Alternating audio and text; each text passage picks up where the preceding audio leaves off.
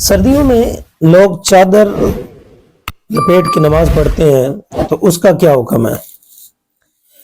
چادر لپیٹ کے نماز پڑھنا جائز ہے، البتہ اس کی کچھ صورتیں بنتی ہیں، ان صورتوں سے بچنا چاہیے کہ اگر اس طریقے سے چادر لپیٹی ہو تو پھر نماز نہیں ہوگی۔ لپیٹنے کا مطلب یہ ہے کہ جسم کے گرد گول دائرے میں گھوم کے آئے۔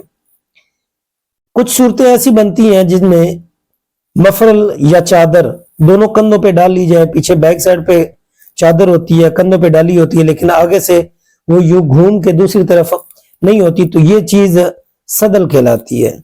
یہ صدل جائز نہیں ہے، اس صورت میں نماز مکروہ ہوگی۔ اور دوسری صورت یہ بنتی ہے کہ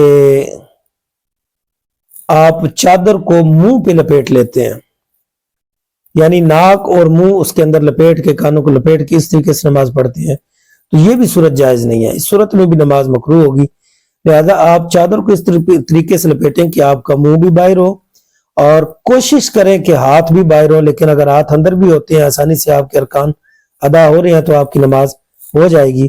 بہتر تو یہی ہوتا ہے کہ اگر سردی برداشت کے قابل ہے، اگر کوئی اور چیز پہنی ہے تو چادر اتار کے نماز پڑھی جائے، لیکن اگر ممکن نہیں ہے، چادر لپیٹنا ہی مقصود ہے، تو پھر چادر کو شریعت کے مطابق جس طرح علماء فرماتے ہیں اس طریقے سے لپیٹا جائے تو نماز درست ہوگی۔ واللہ اعلم بالصواب۔